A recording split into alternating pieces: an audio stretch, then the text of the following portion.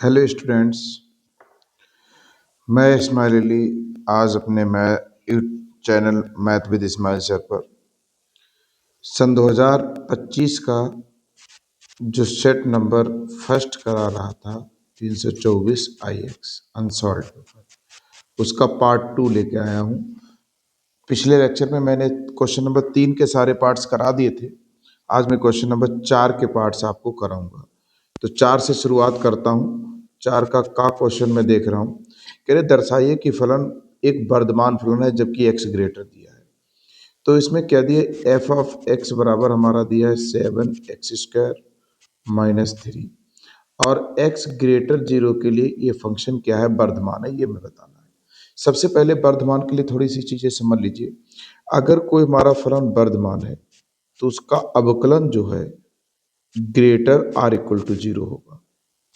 अगर हॉर्स मान है तो वो अवकलन less than or equal to 0 होगा। और अगर उसका डेरिवेटिव केवल ग्रेटर 0 है तो इस पर निरंतर वर्धमान होता है। और अगर उसका डेरिवेटिव केवल लेस देन 0 है तो ये निरंतर हॉर्स मान होता है। यानी ग्रेटर आर इक्वल टू 0 पर वर्धमान, इस पर हॉर्स मान, इस पर निरंतर वर्धमान, इस पर निरंतर हॉर्स मान होता है। चूंकि हमसे केवल वर्धमान पूछा है, हम निरंतर वर्धमान को वर्धमान बोल सकते हैं, लेकिन वर्धमान को निरंतर वर्धमान कहना उचित नहीं होगा। तो मुझे कुल मिला के इसका डिफ्रेंशिएशन करना है। तो हम x के सापेक्ष इसका क्या कर देते हैं, x के सापेक्ष अवकलन करने पर, अवकलन करने पर। तो करो भाई। तो जब इसका हम अवकलन करेंगे तो ये एफ डैश ऑफ एक्स, दो आगे आएगा तो ये 14x और ये -3। अब चूंकि x हमेशा पॉजिटिव रहेगा, x का मान क्या है, हमेशा पॉजिटिव है, कोई भी हम पॉजिटिव मान ले लें। इन्होंने ये कहा कि दर्शाइए कि ये फलन एक वर्धमान फलन है जब x ग्रेटर 0 है। जब x का मान ग्रेटर 0 होगा तो मैं निश्चित रूप से ये बोल सकता हूं कि ये जो 14x है ये ऑलवेज ग्रेटर होगा, पॉजिटिव होगा और 3 से बड़ा होगा। ऐसे समझ सकते हैं, चूंकि x ग्रेटर 0 है, इसका मतलब मैं इसमें 14 से गुणा कर दें तो ये ग्रेटर 0 ही रहेगा। अगर हम इसमें 3 को घटा दें, मैं 3 को क्या कर दूं, घटा देता हूं, तो मैं देखता हूं ये हमारा बनेगा, ये हमारा बन जाएगा, यानी 14x -3 ग्रेटर -3। ये क्या रहेगा हमारा, ग्रेटर -3, -3 से बड़ा रहेगा। क्या हुआ, कुछ गड़बड़ हो रहा क्या? नहीं नहीं नहीं, अरे ऐसे समझ लो, ऐसे समझ लो, ऐसे समझ लो इसको। देखो मैं, सॉरी, हाँ, तो मैं इसको यहाँ से, ये मैं निरंतर वर्धमान दिखाना है ना। करे ये दर्शाइए कि ये फलन इस अंतराल में हमेशा क्या रहेगा, निरंतर वर्धमान रहेगा। तो ठीक है, देख लो, अगर हम यहाँ से बात करूं तो इस तरह से मैं इसको बोल सकता हूं कि जो हमारा 7x² माइनस, सॉरी, अरे गलत क्या कर रहा हूं मैं, थोड़ा सा मिस्टेक हो गई बेटा। हाँ, ये क्या है, ये तो 3 है ना, तो यहाँ जब डिफ्रेंशिएशन करेंगे तो 3 तो हट जाएगा ना, तो केवल बचेगा 14x। अब हम कह सकते हैं कि चूंकि x क्या दिया है, चूंकि x ग्रेटर 0 है, इसका मतलब 14x ग्रेटर 0 होगा, 14 से गुणा कर दो तो एफ डैश ऑफ एक्स क्या होगा, ग्रेटर 0। इसका मतलब मैं कह सकता हूं कि अतः जो फलन एफ ऑफ एक्स है वो कैसा है, वर्धमान है। और वर्धमान ही नहीं, इस तरह के लिए आप निरंतर वर्धमान बोल सकते हैं। चूंकि वर्धमान कहा तो ठीक है, निरंतर वर्धमान को वर्धमान कह सकता हूं। तो बेटा हमारा क्वेश्चन नंबर 4 का हो गया, स्क्रीनशॉट ले लो, नोट कर लो, थोड़ा क्वेश्चन गलत नोट हो गया था। ठीक, आगे बढ़ते हैं नेक्स्ट क्वेश्चन की तरफ। इसको मैं इरेज कर रहा हूं। अगला जो क्वेश्चन हमारा है इसका सेकेंड पार्ट 4 का,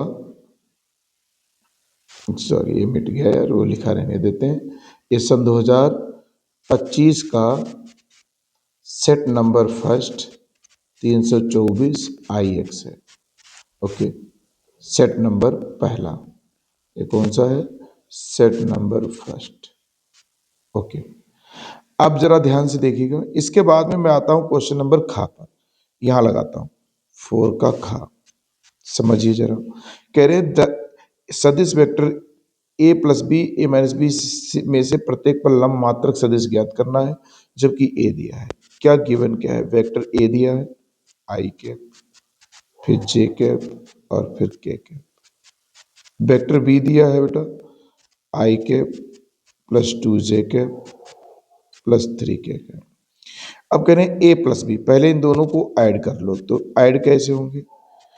इसको हम चलो वेक्टर ए मान लेता हूँ, कैपिटल वेक्टर ए। आई आई वाले जुड़ जाएंगे तो 2 आई कैप, ये 2 जे जे कैप 3 जे कैप और ये हो जाएगा हमारा 4 के। अब वेक्टर वी निकाल लेते हैं, वो क्या है? Vector a minus vector b. घटाना है, आई कैप घट जाएगा तो 0 आई कैप, जे कैप में से टू जे कैप में से एक जे कैप जाएगा माइनस जे कैप और यहाँ माइनस का 2 के। ये हमारा बन गया वेक्टर बी। अब ये कह रहे हैं कि प्रत्येक पर लंब मात्रक सदिश पूछा है, तो भैया इस पर भी लंब मात्रक सदिश और इस पर भी लंब मात्रक सदिश, इन दोनों पर लंब मात्रक सदिश पूछा है। इसका मतलब जानते हो क्या है? देखो, इसकी दिशा में इकाई सदिश नहीं पूछा है, इन दोनों पर लंब मात्रक सदिश। अब आपको एक चीज पढ़ी आप लोगों ने है कि ये वेक्टर ए है, ए वेक्टर बी है, इन दोनों वेक्टर पर का क्रॉस प्रोडक्ट जो होता है वो इसके परपेंडिकुलर डायरेक्शन में होता है, और यही हमारा क्या होता है? एन कैप होता है। यही वेक्टर हमारा इन दोनों वेक्टर पर परपेंडिकुलर होता है, परपेंडिकुलर बनाता है। तो इसका मतलब सीधी भाषा में अगर हम बात करें कि हमें इन दोनों वेक्टर का क्रॉस प्रोडक्ट निकालना है, फिर उसका यूनिट वेक्टर निकालना है, तो मैं यहां से क्या कर लेता हूं? Vector a cross vector b निकाल लेता हूं, vector a cross vector b. और ये कैसे निकलता है? डिटरमिनेंट बनाकर आई कैप जे कैप फिर के कैप। आई कैप क्या है हमारा? 2 3 और फिर 4, ये 0 -1 और -2, ये है आई कैप। रो कॉलम छुपा लो, 3 दूनी 6 माइनस का और प्लस का 4, माइनस का जे कैप प्लस फिर बाद माइनस, पंक्ति स्तंभ छुपा लो, ये माइनस का 4, ये माइनस का 0 और प्लस के कैप, रो कॉलम छुपाओ, माइनस का 2 माइनस का 0। तो 6 में 4 जाएगा तो माइनस का 2 आई कैप प्लस का 4 जे कैप और बेटा माइनस का 2 के कैप। ये है वेक्टर ए क्रॉस बी, ये मिल गया। अब इस पर हमें लंब मात्रक सदिश पूछा है, तो लंब मात्रक सदिश के लिए हमें फॉर्मूला पता है कि एन कैप बराबर vector a cross vector b बटे में mod of vector a cross vector b. तो इसका मॉड निकाल लो। मॉड कैसे निकालेंगे? मॉड निकालने के लिए अंडर आई कैप का कोफिशिएंट का इसका 4, फिर 16, फिर 4, तो ये 16 4 20 और 4 24। 24 को मैं लिख सकता हूँ कितना? 8×3 = 24, तो 6×4 = 2√6 लिख सकता हूँ। तो इसका मतलब ए क्रॉस बी क्या है? ये है, ऊपर से 2 कॉमन ले लो चाहो तो माइनस आई कैप प्लस 2 जे कैप माइनस का के कैप और बटे में 2√6, ये कैंसिल हो गया, यानी आंसर क्या आ गया? माइनस आई कैप प्लस 2 जे कैप और माइनस के कैप और बटे में कितना हमारा? √6। तो ये हमारा क्या बन गया भैया? ये हमारा आंसर बन गया। तो इस तरह से चौथे का खा। तो क्वेश्चन थोड़ा सा समझना है कि इन दोनों वेक्टर्स पर इन्होंने क्या पूछा, इन दोनों वेक्टर्स पर में से प्रत्येक पर लंब मात्रक सदिश क्या था। बच्चे गलती क्या कह देते हैं कि ए प्लस बी निकाला, ए माइनस बी निकाला, तो वो इसी की डायरेक्शन में इकाई सदिश निकाल लेंगे। ऐसा नहीं, दोनों पर लंब मात्रक सदिश, यानी कि डायरेक्ट उन्होंने नहीं पूछा कि इन दोनों का हमें क्या पूछा है, कार्टेशियन इन सदिशों पर लंब मात्रक सदिश, तो वो क्रॉस प्रोडक्ट की बात कर रहे हैं। तो इस तरीके से आप इसका स्क्रीनशॉट ले लो, नोट कर लीजिए। चलिए आगे अगले क्वेश्चन की तरफ बढ़ता हूं और मैं इसको इरेज कर देता हूं। क्वेश्चन नंबर अगला क्वेश्चन हमारा है 4 का गा। देखिए क्या कहता है, 4 के गा में इन्होंने क्या बोला है? 4 का गा क्या बोला? यदि एक रेखा का कार्तीय समीकरण, रेखा का कौन सा समीकरण दिया है? रेखा का कार्तीय समीकरण दिया है। कार्तीय समीकरण दिया, x माइनस 5/3, फिर y प्लस 4/7, और फिर दिया z माइनस 6/2, ये दिया हमारा है। अब हमें करना क्या है, कह रहे हैं तथा इसका सदिश सदिश रूप में समीकरण लिखिए। देखो हमें ये पता होना चाहिए, ये रेखा का जो समीकरण है, ये वो बिंदु होते हैं जिससे रेखा पर इसकी कंपेयर कर लो, x माइनस x1 बटे में a1, फिर हम क्या करेंगे, x माइनस x2 बटे में b1 या a2 कह दो, और या ऐसे इसको हम ए बी बराबर में जेड, सॉरी ये है वाई माइनस वाई, ये जेड-1 और बटे में सी। तो मैं देखूं तो x1 बराबर 5, y1 बराबर -4, क्योंकि यहाँ माइनस वहाँ प्लस है, इसका मतलब -4 रहा होगा, और z1 बराबर मैं 6 कह देता हूँ। a बराबर 3, b बराबर 7 और c बराबर 2। अब हमें इस रेखा का सदिश समीकरण होता क्या है, बिंदु वेक्टर ए से जाने वाली तथा वेक्टर बी के समांतर रेखा का समीकरण क्या होता है, वेक्टर आर बराबर vector a plus lambda vector b. Lambda की जगह पर आप कोई भी स्केलर ले सकते हैं। तो हमें वेक्टर ए बराबर लिखना है, बिंदु से जिस बिंदु से होकर जाए, तो x1 i के प्लस y1 j के प्लस z1 के। तो x1 i कैप क्या है, 5 i कैप, फिर क्या आएगा, अब y1 क्या है, -4 j के, और प्लस 6 के, ये बन गया हमारा। अब वेक्टर v जिसके समांतर है, तो हम कह सकता हूँ ए आई के, बी जे के, सी के। तो ए क्या है, 3 i के, बी क्या है, 7 जे के, और सी क्या है, 2 के। ये बन गया हमारा। तो अब हम यहाँ से वेक्टर ए क्या है हमारा, वेक्टर ए मिल गया हमको 5 i के -4 जे के और प्लस 6 के, ये हो गया। अब plus lambda into vector v है, तो वेक्टर वी हमारा 3 i के प्लस 7 जे के और प्लस 2 के, ये बन गया हमारा। अब अगर हम इसको चाहे ऐसे ही छोड़ दें, या मैं आई कॉमन ले लूँ, तो बचेगा 5 + 3 लेमडा, फिर क्या आएगा, -4 जे कॉमन लेंगे प्लस 7 लेमडा जे के, और प्लस 6 और प्लस 2 लेमडा के। ये हमारा क्या हो गया, आंसर। इस तरह से ये क्वेश्चन नंबर हमारा 4 का गा लगेगा। अगले क्वेश्चन की तरफ चलते हैं, और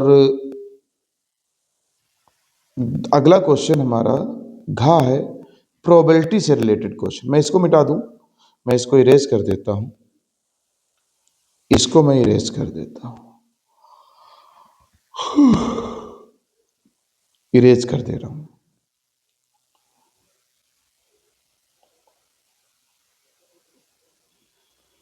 इरेज हो गया।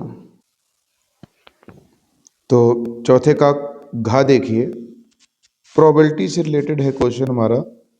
का एक थैले में 4 सफेद 2 काली गेंदें हैं। तो मैं सपोज कर लेता हूं ये हमारा एक थैला हो गया, 4 सफेद हैं, 4 वाइट और 2 ब्लैक, ओके। फिर कहा दूसरे थैले में 3 सफेद 5 काली गेंदें हैं। तो 3 सफेद हैं, 5 काली गेंदें। तो ये दूसरा थैला हो गया, 3 वाइट हो गई और 5 गेंदें हमारी ब्लैक हो गई, ओके। अब ये कह रहे हैं कि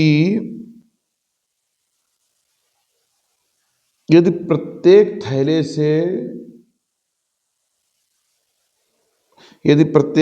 से एक गेंद निकाली जाए, तो दोनों गेंद काली होने की प्रायिकता ज्ञात कीजिए। यानी प्रत्येक थैले से क्या किया जाए, एक गेंद निकाले तो दोनों गेंदें काली होंगी। तो मैं सपोज कर लेता हूं, मान लेता हूं ये थैला हमारा पहले थैले से काली गेंद निकालने की प्रायिकता क्या होगी भैया, काली गेंद निकालनी, तो काली है कितनी पहले में, 2, और टोटल कितनी है, 6, 4 और 2 6 तो कट जाएगा, यानी आंसर आ गया 1/3। क्या आंसर आ गया हमारा? 1/3 हो गया। इसके बाद में दूसरे थैले से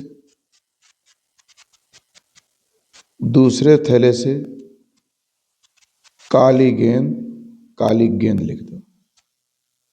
काली गेंद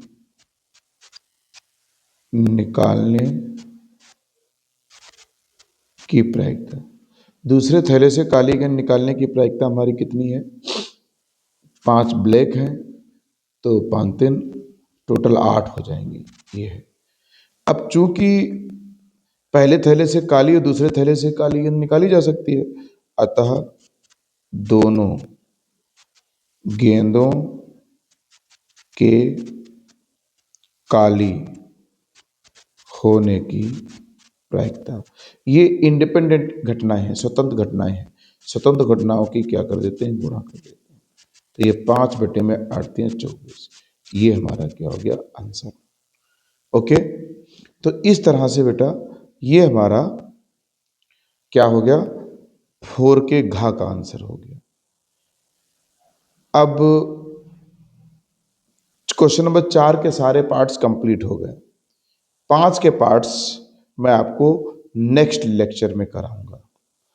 आप लोगों ने अभी तक अगर चैनल सब्सक्राइब ना किया है तो सब्सक्राइब करिए और बेल आइकॉन बटन को जरूर प्रेस करिए, ताकि जब भी हम कोई वीडियो डालें तो आपको सूचना मिल जाए।